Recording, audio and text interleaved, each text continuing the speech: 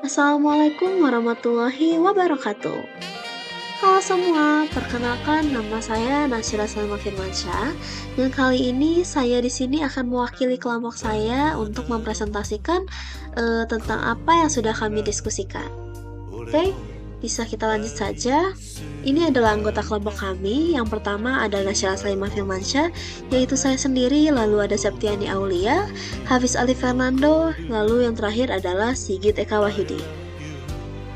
Apa yang akan kami bahas pada hari ini yaitu adalah Perhimpunan Indonesia, Partai Nasional Indonesia, Partai Indonesia, PNI Baru, Partai Komunis Indonesia atau yang biasa kita sebut sebagai PKI. Oke, kita akan masuk ke pembahasan pertama yaitu Perhimpunan Indonesia. Pada tahun 1922, Indonesia Vereniging berubah nama menjadi Indonesiische Vereniging, menandai fokus pada anggota Bumi Putra. Hal ini menandai langkah penting dalam memusatkan fokus pada anggota Bumi Putra yang merupakan orang-orang pribumi di Indonesia. Lalu, istilah asing diganti dengan bahasa nasional, seperti Bumi Putra untuk Inlanders dan orang Indonesia untuk Indonesianers. Lalu, di bawah Ahmad Subarjo, nama mereka berubah menjadi Perhimpunan Indonesia dan majalahnya menjadi Indonesia Merdeka. Nah, perubahan nama tidak hanya sekedar perubahan kosmetik, tapi juga mencerminkan semangat perjuangan untuk identitas nasional yang kuat. Hal ini tercermin dalam penggantian istilah-istilah seperti Hindia Putra menjadi Indonesia Merdeka. Kepengurusan Perhimpunan Indonesia mencakup anggota dari berbagai daerah dan jurusan, termasuk nama-nama seperti R. Iwa Kusuma Sumantri, JB Sitanala, dan lalu ada Muhammad Hatta. Lalu, Muhammad Hatta digantikan oleh Abdullah Syukur sebagai ketua pada tahun 1929. Lalu juga, alumni perhimpunan akan menetap di kota-kota utama seperti Batavia, Bandung, dan juga Surabaya. Hal ini menunjukkan dampak yang luas dari gerakan di dalam membangun kesadaran nasional di seluruh Nusantara. Lalu yang terakhir adalah pembentukan kelompok. Kelompok Studi Indonesia yang dipimpin oleh Sutomo didirikan di Surabaya pada tahun 1924 sebagai yang pertama dari jenisnya. Nah, ini tuh menunjukkan langkah awal dalam memperluas pemahaman dan pengembangan ilmu pengetahuan mengenai Indonesia. Lalu yang kedua yaitu Partai Nasional Indonesia atau PNI. Pada tahun 1925, Soekarno mendirikan Al-Jimini Study Club di Bandung, yang kemudian menjadi Perserikatan Nasional Indonesia atau PNI pada tahun 1927. Nah, awalnya, kelompok studi ini terinspirasi oleh gerakan serupa di Surabaya yang dipimpin oleh Sutomo. Tujuan dari PNI bertujuan untuk mencapai kemerdekaan Indonesia dari penjajahan. Mereka percaya bahwa kemerdekaan akan membawa perubahan positif dalam struktur sosial dan ekonomi masyarakat Indonesia. Lalu, pengurus-pengurus PNI termasuk dari I.R. Soekarno yaitu ketua, Mr. Ishak Djukroadesuryo sebagai sekretaris atau bendahara, Dr. Samdi Sastrawidagdo sebagai anggota, Mr. Sartono anggota, Mr. Sunario sebagai anggota, dan yang terakhir adalah I.R. Anwari sebagai anggota.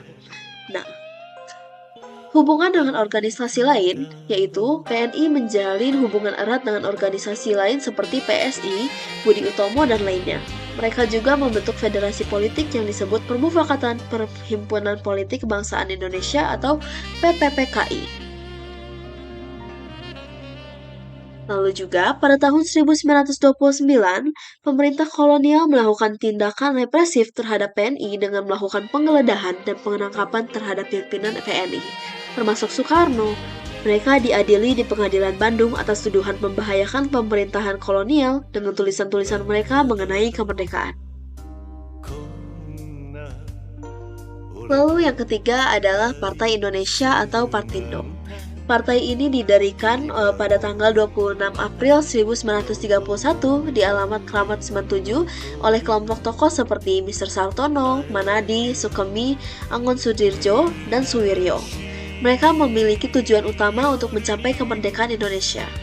Lalu prinsip mereka adalah penentuan hak penentuan nasib sendiri, persatuan Indonesia, dan tanpa diskriminasi agama atau derajat.